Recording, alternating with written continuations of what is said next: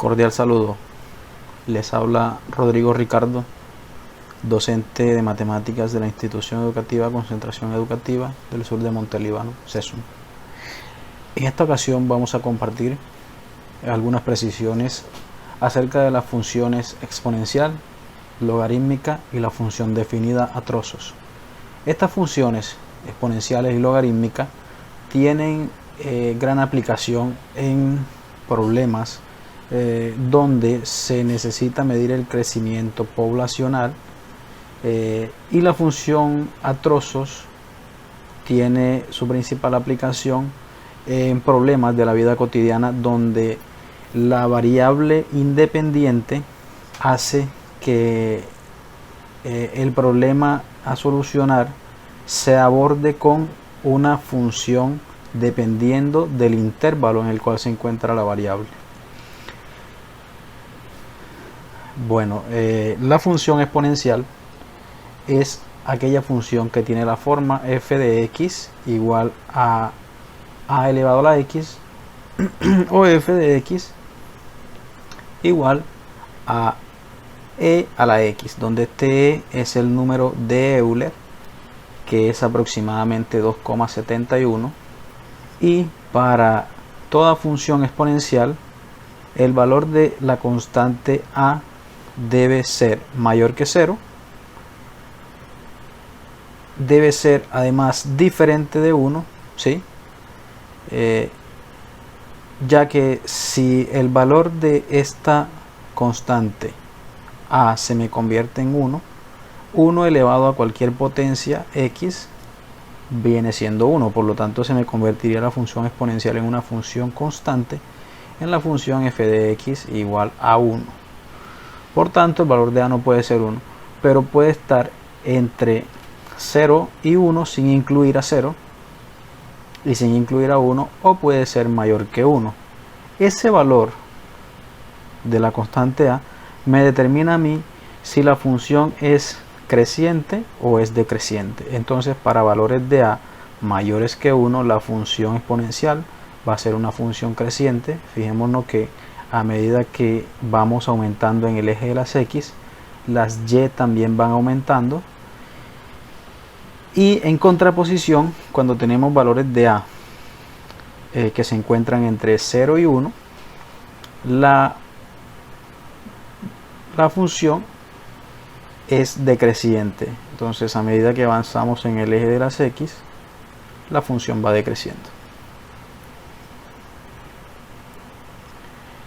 Si x toma el valor de 0, f de x va a tomar el valor de 1. ¿Sí? Devolvámonos un momento a la función. Miremos que todo número elevado a la 0 tiene como resultado 1. Esa es una propiedad de las potencias.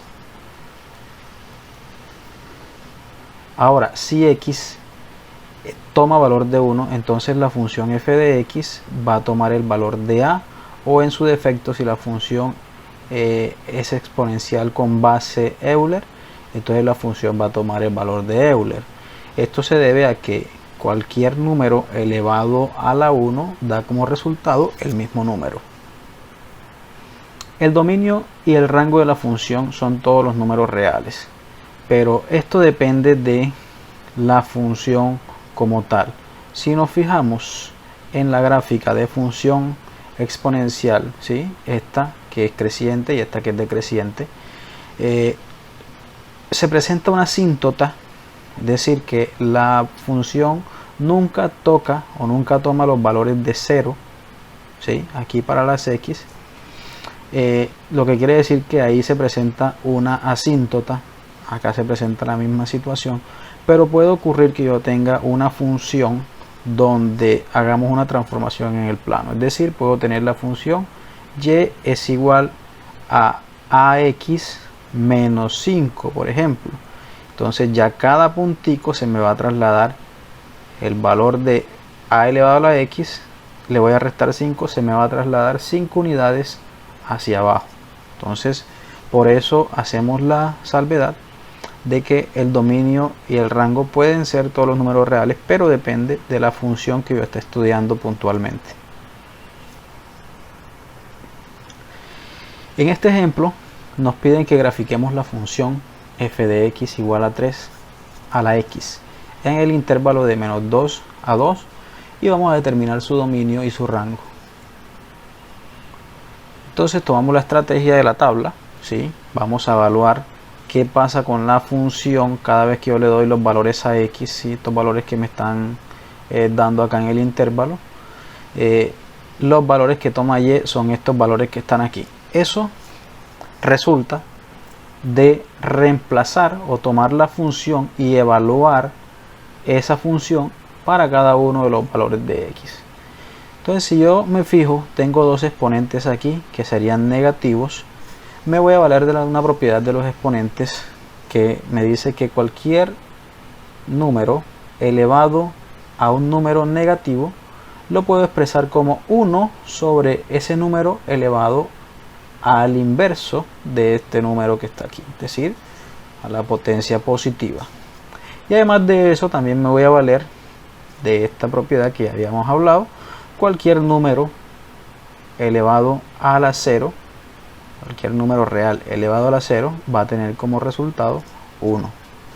Entonces miremos, si x toma el valor de menos 2, entonces la función evaluada en menos 2 va a ser lo mismo que tomar esta función que está aquí y en vez de x vamos a ir colocando los valores que le estamos dando a x. Entonces yo estoy diciendo aquí que x es igual a menos 2. Por lo tanto la función me quedaría evaluada en menos 2 como 3 elevado a la menos 2. Hago uso de esta primera propiedad que tengo acá y puedo expresarlo como 1 sobre 3 elevado a la 2. Fijémonos que esta potencia que estaba negativa pasó acá al numerador de al denominador de la fracción, perdón, y el signo de la potencia cambia a positivo, ¿sí? Si yo desarrollo esa potencia que está ahí me da 9, por lo tanto el valor que toma y cuando la variable x es menos 2 es de 1/9. Igualmente cuando x vale menos 1, miren, otra vez elevamos 3, que es el valor de a la menos 1, aplicamos la propiedad de los exponentes, eso es 1 sobre 3 a la 1 y 3 a la 1 es 3, por lo tanto toma valor de 1/3. Cuando x es 0, entonces hago uso de esta propiedad, ¿cierto? Como elevo 3 a la 0, eso me va a dar 1 por definición. Y si x es igual a 1, pues la función evaluada en 1 ya va a ser 3 elevado a la 1. Aquí no hay necesidad ya de aplicar esta propiedad porque las potencias ya son positivas. Entonces 3 elevado a la 1 simplemente reservo la potencia, eso es 3. Y si x es igual a 2, que es el último valor del intervalo, la función evaluada en 2 es lo mismo que tener 3 elevado a la 2. Eso es tener 3 por 3 y eso me da 9. De ahí salen los resultados que hemos depositado aquí en esta tabla, ¿sí? Y luego lo que hacemos es graficar.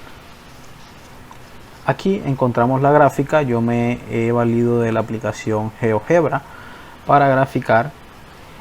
Nos damos cuenta de que los puntos, fíjense, cuando x vale 0, a vale 1, cuando x vale 1, a vale 3, cuando x vale 2, a vale 9, y si nos desplazamos hacia acá, cuando x vale menos 1, entonces la función toma el valor de 1/3 y así sucesivamente.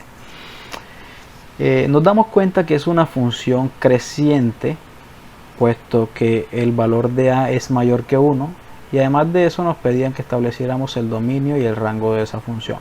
Entonces, el dominio, siempre que yo me refiera a dominio, me estoy refiriendo a los valores que la variable x puede tomar para la función. En este caso no hay ninguna restricción, x puede tomar cualquier valor. De hecho, fíjense, la gráfica es continua. Si yo sigo extendiendo la gráfica, ella va a seguir tomando valores positivos de las x y también va a seguir tomando valores negativos de las x, aunque ella sigue aquí por este lado, nunca llega a tocar este eje, ¿sí? pero puede tomar cualquier valor hacia acá, hacia menos infinito. Entonces, por eso el dominio de esta función son todos los números reales. Si hablamos del rango, entonces nos estamos refiriendo a los valores que nuestra función o que nuestra variable y puede tomar para la función. Es decir, rango es los valores de la variable dependiente y donde la función existe. Si nos damos cuenta, por este lado positivo de la y no hay ningún problema, la función es continua, se sigue extendiendo hacia arriba. Pero si nos fijamos acá, se presenta una asíntota aquí en y igual a 0. Por lo tanto, la función no puede tomar el valor de 0. De hecho, toma los valores de 0 hacia más infinito, pero sin incluir el 0. Por lo tanto, el rango es el intervalo abierto en 0 hasta más infinito abierto también. Recuerda que en infinito nunca se cierra el intervalo. En un segundo ejemplo, un problema de aplicación,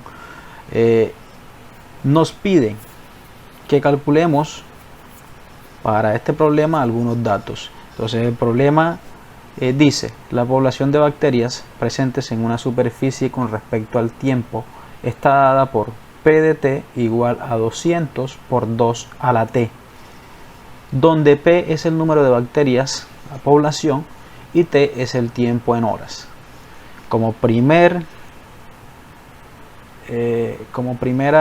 medida nos dicen o nos piden que calculemos el número de bacterias transcurridas 4 horas, y la segunda petición que nos hacen es que calculemos en qué instante la población será de 51.200 bacterias.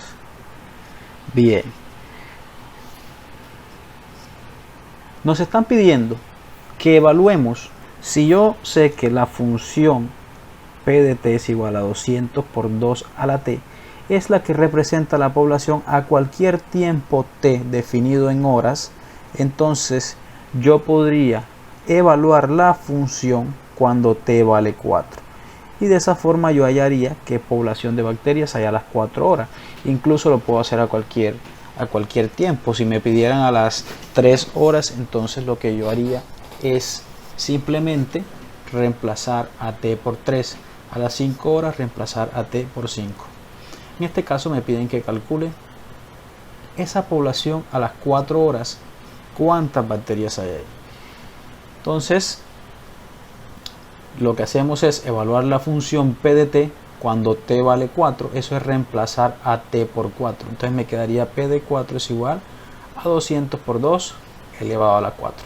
Fíjate que esta t, que es tiempo, la estoy reemplazando por el tiempo que me interesa a mí, que son 4 horas. Haciendo esas operaciones, entonces primero debemos desarrollar la potencia. Entonces P de 4 se me convierte en 200, no he tocado esto, 200 por 2 a la 4, que es 16. Si yo hago la multiplicación de 200 por 16, eso me da 3200, lo que quiere decir que a las 4 horas la población será de 3200 bacterias.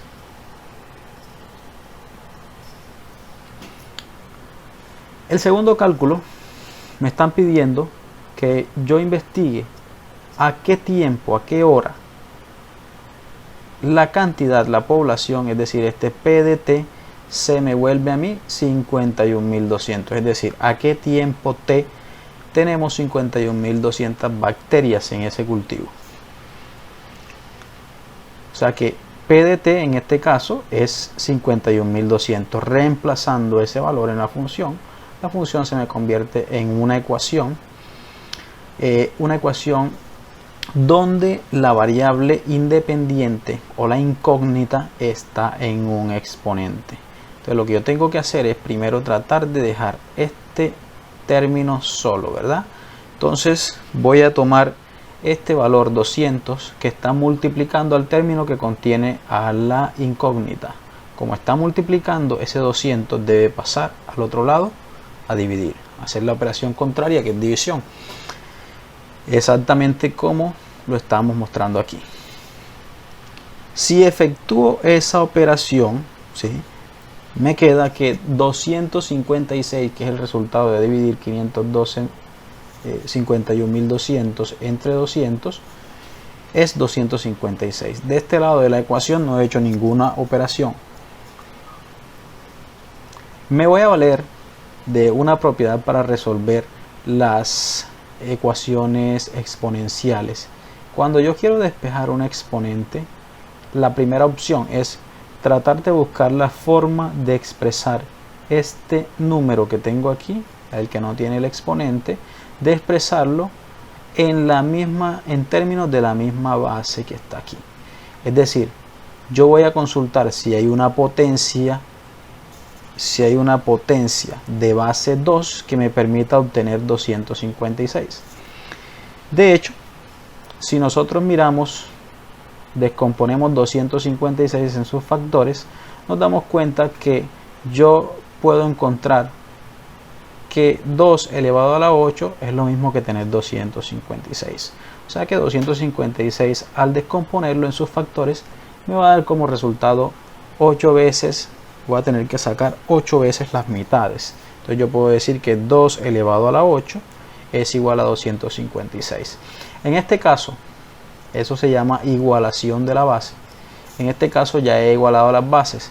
Si yo tengo dos bases que están igualadas, ¿sí?, y cuyos exponentes son variables, son incógnitas o son números cualquiera, al ser la base igual, ¿sí?, para que esta igualdad se cumpla, los exponentes también tienen que ser iguales. Entonces de ahí yo puedo extraer que 8, que es el exponente de esta base 2, tiene que ser igual a t, que es el exponente de esta base 2. Por lo tanto, el tiempo en el cual la población de bacterias es de 51.200 bacterias es de 8 horas. Hablemos ahora de la función logarítmica.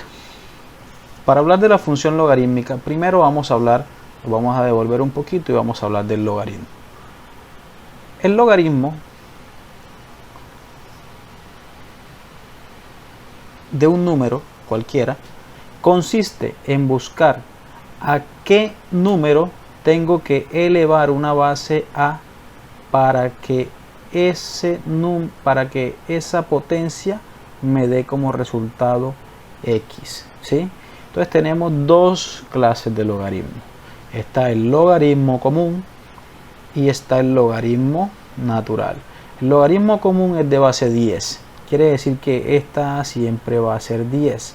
Cuando tenemos el logaritmo común de base 10, no escribimos la base en el logaritmo, siempre lo escribimos como logaritmo de x. Se sobreentiende que es en base 10. Ahora, este logaritmo existe para todo x mayor que 0, es decir, que no puedo sacar logaritmo a un número que sea menor que 0. Por lo menos el logaritmo en base 10 no. Y el logaritmo natural es el logaritmo de base Euler. Ese logaritmo natural de x es lo mismo que tener el logaritmo en base e de x. Entonces, esta función logarítmica, ¿sí?, va a ser la inversa de la función exponencial de base a, ¿sí? Y esta función logarítmica, la del logaritmo natural, va a ser la función inversa de la función exponencial de base e. Cuando la base es e, no se escribe la base del logaritmo tampoco, sino que se define como ln de x y se lee el logaritmo natural de x.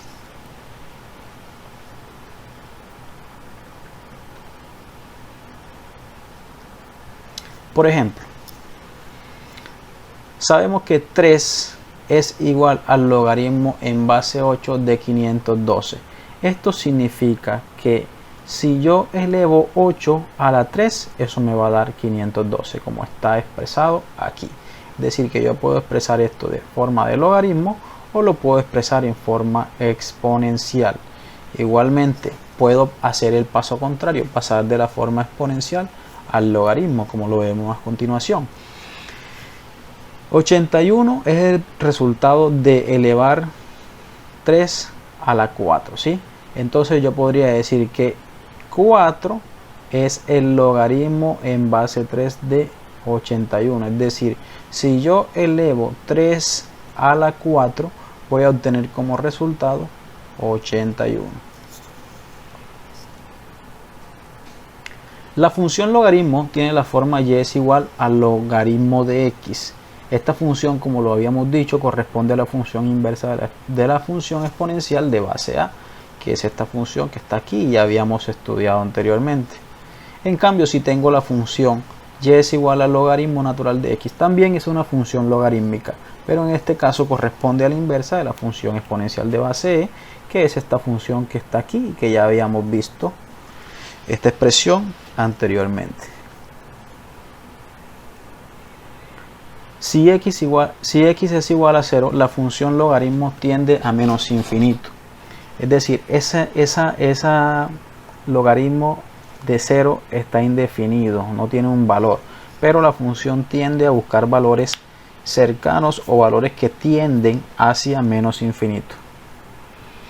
Si x es igual a 1, entonces f de x es igual a A o f de x es igual a 0.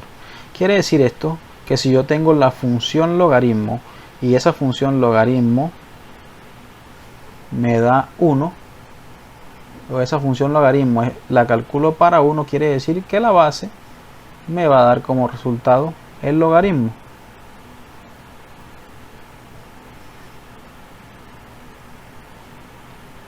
Por último, el dominio de la función y el rango de la función también son todos los reales dependiendo de la función. Nuevamente, no todas las funciones tienen ese dominio, pero puede que haya funciones que tomen en el dominio valores negativos o en el rango también tomen valores negativos de acuerdo a las características de cada función, a las características propias de cada función.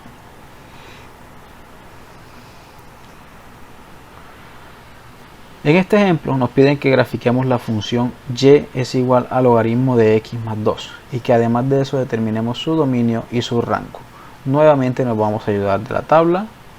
De entrada yo sé que no le puedo dar valores negativos a la función logaritmo y que tampoco le puedo dar valores de 0. Por lo tanto, los x que voy a tomar van a ser todos mayores que 0. Ya habíamos dicho que el logaritmo de 0 es indefinido, no lo puedo calcular, entonces no le voy a dar valores de 0.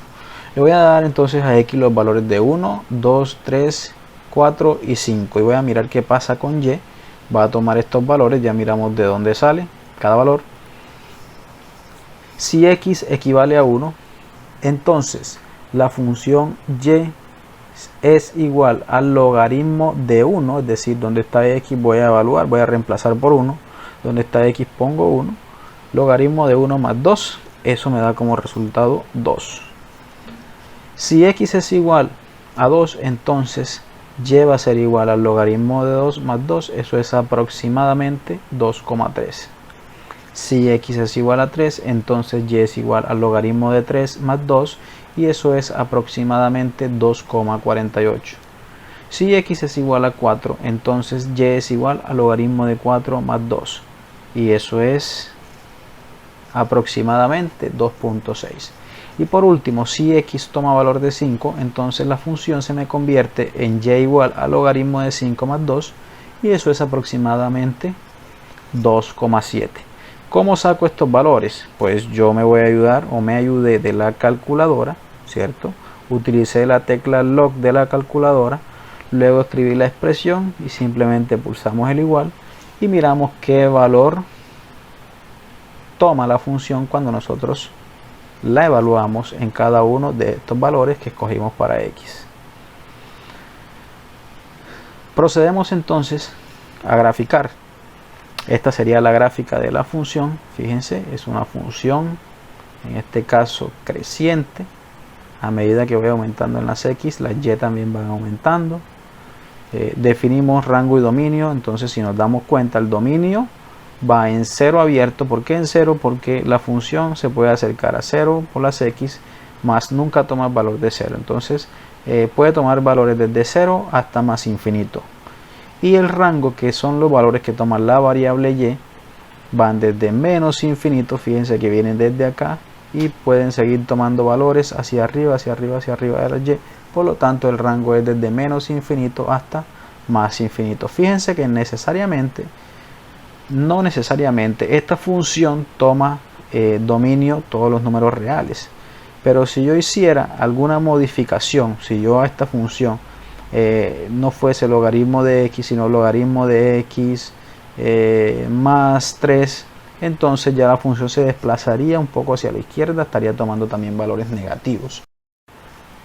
La función a trozos es una función que está conformada o es la unión de dos o más funciones que existen en intervalos disyuntos. O sea que una función a trozos es una función formada por varias expresiones algebraicas y cada una de esas expresiones algebraicas está definida para la variable x que se encuentra dentro de un intervalo. La gráfica de la variable f de x, de la función f de x, está formada entonces por todas las partes fn de x. Entonces fijémonos que pueden haber varias expresiones algebraicas, n cantidades de expresiones algebraicas que conformen la función definida a trozos. Y en este caso el dominio y el rango de la función es la unión de los dominios y los rangos de cada una de las partes que están conformando esa función f de x. Esto lo vamos a ver ejemplificado más adelante para que observemos o entendamos con mayor claridad lo que es la función a trozos. Nos piden que determinemos la gráfica, el dominio y el rango de la siguiente función. La función es f de x igual a x cuadrado si x es menor o igual que menos 1 y 1 menos x si x es mayor que 1. ¿Qué quiere decir esto? Quiere decir que la función va a adoptar la expresión algebraica x elevado a la 2 cuando los valores que yo le otorgue a x estén entre menos infinito y 1, incluido 1, porque este menor o igual hace que este 1 haga parte de los posibles valores que puede tomar la variable para esta expresión algebraica que se encuentra aquí. Y cuando x sea mayor que 1, es decir, de 1 hacia más infinito sin incluir a 1, la función va a adoptar esta forma que está aquí, que es 1 menos x. Entonces yo a esta función le voy a dar valores desde menos 2 hasta 3. Me voy a ayudar nuevamente de las tablas. Entonces esta tabla donde están los valores desde menos 2 hasta 1 lo he dejado hasta ahí para que nos demos cuenta que para llenar esta tabla solamente voy a adoptar esta forma algebraica que tiene la función, ¿sí? Quiere decir que siempre que x sea menor o igual que 1, yo voy a evaluar la función adoptando esta expresión algebraica que está aquí. Entonces miremos a ver qué sucede con las y si yo reemplazo a las x por estos valores que tengo acá arriba. Entonces, si yo reemplazo a x por menos 2, la función se me convierte a mí en menos 2 elevado a la 2. Recordemos que estoy tomando esta expresión algebraica que está acá, debido a que menos 2 hace parte de los números menores o iguales que 1. Entonces, si yo elevo menos 2 al cuadrado, eso me da 4. Por eso y toma un valor de 4 cuando x vale menos 2 para esta función.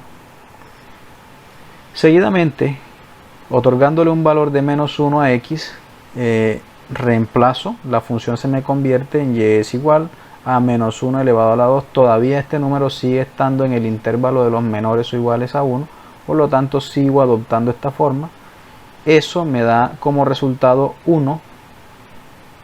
Por lo tanto, cuando x vale menos 1, y vale 1.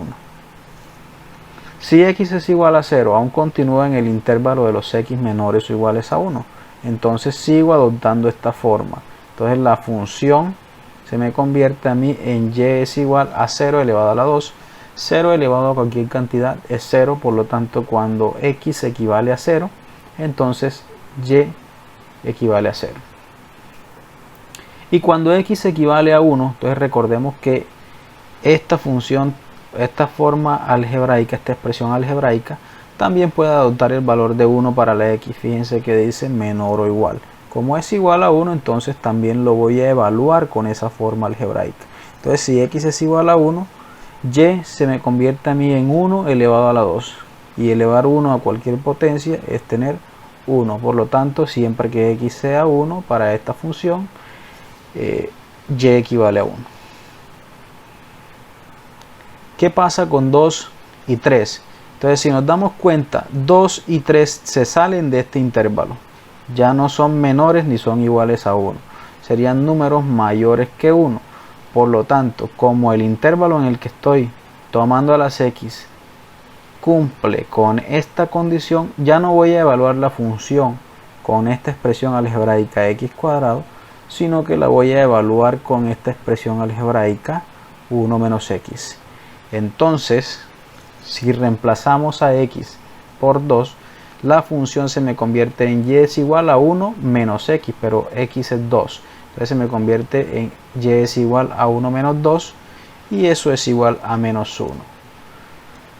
Y por último, si x es igual a 3, la función se me convierte en y es igual a 1 menos x, que reemplazando por 3 me quedaría 1 menos 3 y eso me da como resultado menos 2. De esa forma tengo la tabla llena. La hemos separado en dos tablitas para que veamos con claridad qué expresión algebraica adoptamos para hacer el cálculo de la variable y dependiendo de los valores que nosotros le asignamos a x. Teniendo las tablas ya podemos graficar. Fíjense que cuando yo tomo valores desde menos 2 hacia 1, llegando hasta 1, la función es una parábola. La gráfica de la función es una parábola que abre hacia arriba. Si recordamos la función cuadrática, el coeficiente que acompaña a la variable x cuadrado define si la función es cóncava o es convexa, o lo que es lo mismo, abre hacia arriba o abre hacia abajo. En este caso la función abre hacia arriba. Ella puede seguir tomando valores hacia acá, los menores o iguales que 1, todos los valores hacia acá, y también puede seguir tomando los valores hacia acá. Esta parte de la gráfica corresponde a la expresión 1 menos x. Fíjense que aquí nos aparece un puntico relleno y acá nos aparece un punto que no tiene relleno.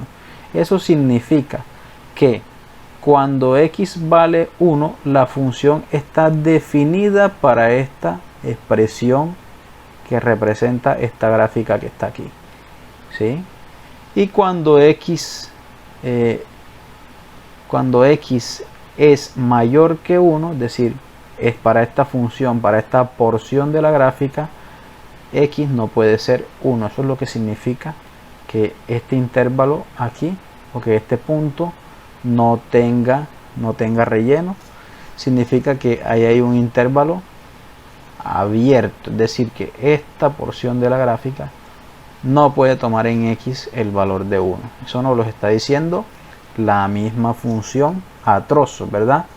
Entonces, si nosotros analizamos ahora el dominio y el rango de la función, nos damos cuenta y recordamos que cuando hablamos de dominio nos estamos refiriendo a todos los valores que puede tomar la variable x.